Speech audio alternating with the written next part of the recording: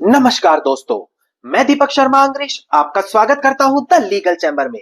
अब दोस्तों, आज की वीडियो में मैं बात करने वाला हूं पैतृक संपत्ति के बारे में, यानी कि आज हम एंसेस्ट्रल प्रॉपर्टी और इससे जुड़ी ऑनरेबल सुप्रीम कोर्ट की जो बिल्कुल लेटेस्ट जजमेंट आई है उसके ऊपर चर्चा करने वाले हैं।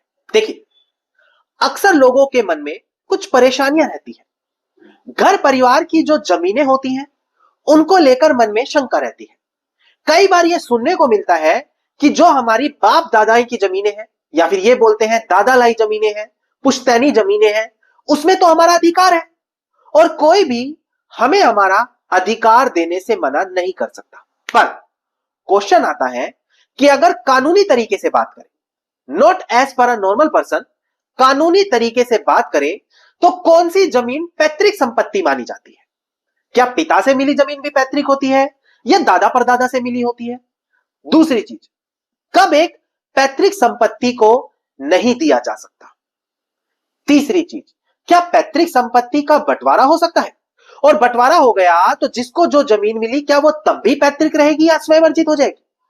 आज की वीडियो में मैं आपको साल 2025 में जो ऑनरेबल सुप्रीम कोर्ट की जजमेंट आई है उससे जो पैतृक जमीनों के कानून में बदलाव हुए हैं, ये सारी की सारी चीजें क्लियर करके देने वाला। तो आप लोगों की जो भी कंफ्यूजन है इस एक वीडियो में क्लियर हो जाएगी। अब दोस्तों, अगर आप लोगों को हमारी ये वीडियोस अच्छी लगती हैं, अगर आप लोगों को लीगल चैम्बर की टीम से तरफ से किए गए एफर्ट्स अच्छे लगते हैं, तो बिल्कुल छोटा सा अनुरोध है, वीडियो को तुरंत लाइक करें और कमेंट सेक्शन में जरूर लिखें कि देश और दुनिया के किस कोने से आप हमारी ये वीडियोस देख रहे हैं। तो चलिए दोस्तों, अब आज की इस वीडियो को हम ज्यादा लंबा ना करते हुए आज की इस वीडियो को स्टार्ट करते हैं।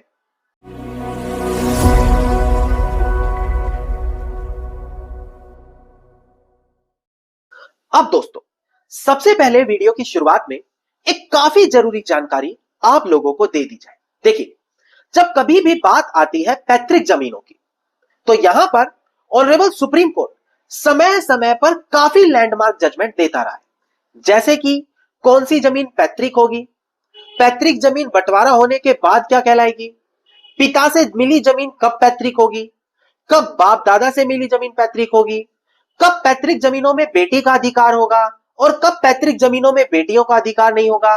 ये सारे टॉपिक से जुड़ी हुई ऑनरेबल सुप्रीम कोर्ट समय समय पर लैंडमार्क जजमेंट देता रहा है। जैसे विनीता शर्मा दनामा वाला केस या फिर फूलवती केस या दो जजमेंट जो आज मैं बताने वाला हूं, यानी कि हर एक जजमेंट यहां पर मौजूद है। पर आप लोगों तक कभी ये सारी जानकारी नहीं आ पाती। कारण, क्योंकि आपके पास कोई ऐसा माध्यम ही नहीं है जहां पर आप घर बैठे ये सारी जजमेंट पा सकें। पर लीगल चैम्बर टीम अब इसका समाधान आप लोगों के लिए लेकर आ रही है। जी हां, हम बात कर रहे हैं एक व्हाट्सएप ग्रुप के बारे में जिसका नाम है वीआईपी व्हाट्सएप ग्रुप। ये एक ऐसा व्हाट्सएप ग्रुप है जहां पर आप लोगों को हर एक लेटेस्ट जजमेंट मिलने वाली है। अब चाहे आपकी पैतृक जमीनों से जुड़ी कोई दुविधा है या स्वयं अर्जित संपत्ति से जुड़ी, इनसे जुड़ी हुई हर एक लेटेस्ट या लैंडमार्क जजमेंट आप इस ग्रुप के अंदर पा सकेंगे। अब सबसे बड़ी चीज, यहां पर चाहे आप कोई एडवोकेट है या एक कॉमन इंसान है, सबसे पहले जजमेंट को बड़ी सिंपल लैंग्वेज में एक्सप्लेन किया जाएगा, लिंक देंगे बकायदा आपको। उसके बाद उस जजमेंट की पीडीएफ की कॉपीज भी दी जाती है ताकि और डीपली पढ़ सके। अब अगर आप इस ग्रुप का सदस्य बनना चाहते हैं तो मात्र 1000 रुपए आपको ज्वाइनिंग फीस देनी है, जो दिन के बस 2.5 रुपए ही बनते हैं। ज्वाइनिंग फीस देने के बाद आपको एक लिंक दिया जाएगा, उससे आप ग्रुप को ज्वाइन करेंगे और पूरे 1 साल के लिए ये सारी जजमेंट बिल्कुल मुफ्त में घर बैठे पा सकेंगे। अब आपको मैं बता दूं कि मात्र कुछ ही दिनों में 290 से अधिक लोग जुड़ चुके हैं। तो इसी चीज से आप अंदाजा लगा सकते हैं कि कितना ज्यादा लोगों को यह ग्रुप पसंद आ रहा है। अब अगर आप भी इस ग्रुप से जुड़ना चाहते हैं तो इसी वीडियो के डिस्क्रिप्शन में आपको नंबर दिया है, उस नंबर पर आप संपर्क करके वीआईपी ग्रुप के सदस्य बन सकते हैं। नाउ, अब हम यहां से अपनी मेन वीडियो पर आगे बढ़ते हैं। आज हम बात करेंगे पैतृक संपत्ति के बारे में। पर आपको जानना जरूरी है, संपत्ति 2 तरह से होती है, पैतृक और स्वयं अर्जित। सबसे पहले बात करता हूं स्वयं अर्जित संपत्ति के बारे में। स्वयं अर्जित, जिसको इंग्लिश में सेल्फ एक्वायर्ड प्रॉपर्टी बोला जाता है, यानी कि वो जमीन, वो संपत्ति जो एक इंसान ने खुद से खरीदी। अब यहां पर कानून साफ कहता है, जिसका पैसा है, जिसकी संपत्ति है, उसका अधिकार है। वो चाहे उसको बेचे, रखे, किसी को वसीयत करे, गिफ्ट करे। बेटा बेटी पोता पोती दबाव नहीं बना सकते मुझे हिस्सा दो। जब तक वो इंसान जिंदा है, जिसे मर्जी चाहे बेचे, जिसे मर्जी चाहे गिफ्ट करे, जिसे मर्जी चाहे वसीयत करे। अगर उसकी डेथ हो गई और पीछे वो विल वसीयत वगैरह बनाकर नहीं गया, तो अगर वो पुरुष है, मेल है, तो हिंदू सक्सेशन एक्ट का सेक्शन 8 लागू होगा और क्लास 1 के जो उत्तराधिकारी हैं उनके बीच वो जमीन बराबर बराबर बंट जाएगी। कौन कौन? बेटा बेटी, किसी बेटा बेटी की डेथ हो गई तो आगे उनके बच्चे, जिस व्यक्ति की डेथ हुई है उसकी माताजी, उनकी पत्नी, ये सभी क्लास 1 के उत्तराधिकारी माने जाते हैं। अगर इंसान की खुद की जमीन है, वो बिना विल वसीयत बनाए, बिना बेचे मर गया, बिना गिफ्ट दिए मर गया, तो इन सभी लोगों को वहां पर हिस्सा मिलने वाला है। अब दूसरी जमीन आती है एंसेस्ट्रल, जिसे हिंदी में पैतृक जमीनें बोला जाता है, जिसे आप लोग बोलते हैं ये तो हमारी पुश्तैनी जमीनें हैं। अब कंफ्यूजन यहां से क्रिएट होती है। लोगों के मन में क्वेश्चन आता है कि आखिरकार कौन सी जमीनें पैतृक है? पिता से मिली है क्या वो पैतृक है? दादा से मिली है क्या वो पैतृक है? जी नहीं। आज मैं आप लोगों का भ्रम तोड़ूंगा। देखिए, पिता से मिली जमीन पैतृक नहीं होती, दादा से मिली जमीन पैतृक नहीं होती। पैतृक जमीन वो होती है जो 4 जनरेशन पुरानी हो, यानी कि आप पहली जनरेशन, आपके पिताजी दूसरी जनरेशन, आपके दादाजी तीसरी जनरेशन और आपके परदादा यानी कि जो आपके दादा है उनके पिताजी, वो आपकी चौथी जनरेशन है।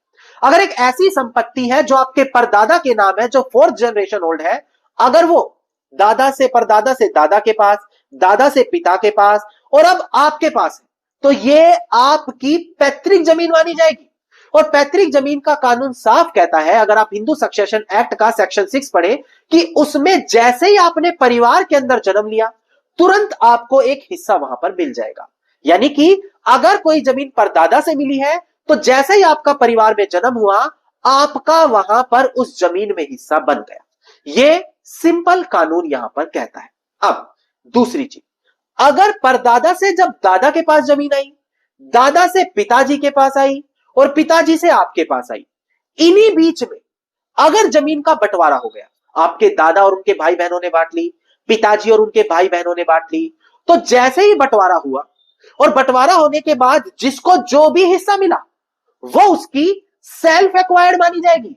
यानी कि बंटवारा करने के बाद जो जिसको हिस्सा मिलता है वो उसकी खुद की जमीन मान ली जाती है।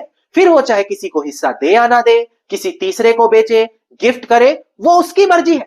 यानी कि पैतृक जमीनों के लिए 4 पीढ़ियों पुरानी और अविभाजित संपत्ति होना जरूरी है, तभी वो पैतृक जमीनों की श्रेणी में गिनी जाती है। अब लोग यहां पर कंफ्यूज हो जाते हैं। लोगों को लगता है पिता से कोई जमीन मिली या हमारे दादा की कोई जमीन है तो वो पैतृक है। जी नहीं, वो केवल और केवल जॉइंट फैमिली प्रॉपर्टी मानी जाएगी, यानी कि संयुक्त परिवार की संपत्ति जिसे पूरा परिवार एक साथ इस्तेमाल कर रहा है। और जैसे ही उस जॉइंट फैमिली प्रॉपर्टी की संपत्ति का बंटवारा होगा, जिसको जो हिस्सा मिला है वो दोबारा से उसकी सेल्फ एक्वायर्ड हो जाएगी। अगर आप इसको पैतृक बनाना चाहते हैं, 4 जनरेशन ओल्ड बनाना चाहते हैं, तो उसके लिए परदादा तक की संपत्ति होना जरूरी है और वो भी अविभाजित, क्योंकि एक बार भी गलती से विभाजन हो गया तो वो पैतृक नहीं रह जाएगी। ये बेसिक कानून होता है पैतृक जमीनों का। अब डिस्प्ले पर देखकर ध्यान दें, जो मैंने पॉइंट आपको क्लियर करे, इनसे जुड़ी हुई कुछ लैंडमार्क जजमेंट क्लियर करूं ताकि आपको कंसेप्ट पूरा क्लियर हो। देखिएगा दोस्तों डिस्प्ले पर।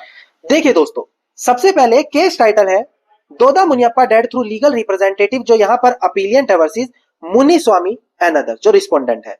इसका सिविल अपील नंबर है 7141 ऑफ 2008 और डेट ऑफ जजमेंट है हमारी 1 जुलाई साल 2019। अब डिस्प्ले पर देखकर ध्यान दें कि माननीय सर्वोच्च न्यायालय ने यहां पर क्या कहा।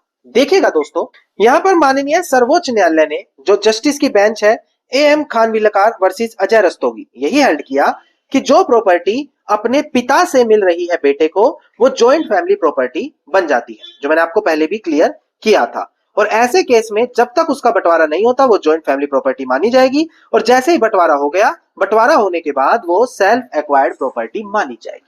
अब दोस्तों डिस्प्ले पर देखकर ध्यान दें, एक और काफी इंपॉर्टेंट केस लो है 2025 का, वो भी मैं क्लियर कर देता हूं। देखिएगा, केस टाइटल है Angadi Chandranna versus Shankar and others. इसका सिविल अपील नंबर है 5401 ऑफ 2025 और डेट ऑफ जजमेंट है हमारा 22 अप्रैल साल 2025। इससे आपको अंदाजा हो सकता है कि बिल्कुल लेटेस्ट जजमेंट लीगल चैंबर आप लोगों के लिए लेकर आए। देखिएगा डिस्प्ले पर, यहां पर ऑनरेबल सुप्रीम कोर्ट ने इस बात को दोहराया कि देखो, जैसे ही एक जॉइंट फैमिली प्रॉपर्टी का बंटवारा हो जाता है तो जिस जिस इंडिविजुअल को जो जो शेयर मिल रहा है वो उसका सेल्फ एक्वायर्ड प्रॉपर्टी माना जाएगी। यानी कि ये तो आपको पता लग गया कि बाप दादा से मिली जमीन पैतृक नहीं होगी, जॉइंट मानी जाएगी, और उसमें जैसे ही बंटवारा हो गया या किसी पैतृक जमीन में बंटवारा हो गया तो वह उनकी सेल्फ एक्वायर्ड प्रॉपर्टी मानी जाएगी। अब दोस्तों, उम्मीद करता हूं एंसेस्ट्रल प्रॉपर्टी का कंसेप्ट पूरी तरीके से आपको क्लियर हो गया होगा। अगर आप पैतृक या स्वयं अर्जित टॉपिक से जुड़ी कोई पर्टिकुलर टॉपिक पर जजमेंट पाना चाहते हैं तो वीडियो के डिस्क्रिप्शन में वीआईपी ग्रुप का नंबर है, वहां पर कनेक्ट करें, वो जजमेंट वहां पर आपको मिल जाएगी। धन्यवाद दोस्तों। उम्मीद करता हूं वीडियो में मिली जानकारी आप लोगों के लिए काफी ज्यादा लाभदायक साबित होगी। वीडियो में मिली जानकारी आपको अच्छी लगी तो वीडियो को लाइक, शेयर और कमेंट जरूर कीजिएगा। वीडियो से जुड़ा अगर आपका कोई क्वेश्चन है तो मुझे कमेंट सेक्शन में लिख सकते हैं। इसके अलावा अगर आप लोग हर एक लेटेस्ट जजमेंट पाना चाहते हैं तो लीगल चैंबर को तुरंत सब्सक्राइब करके नोटिफिकेशन बेल आइकन आप जरूर दबा दें।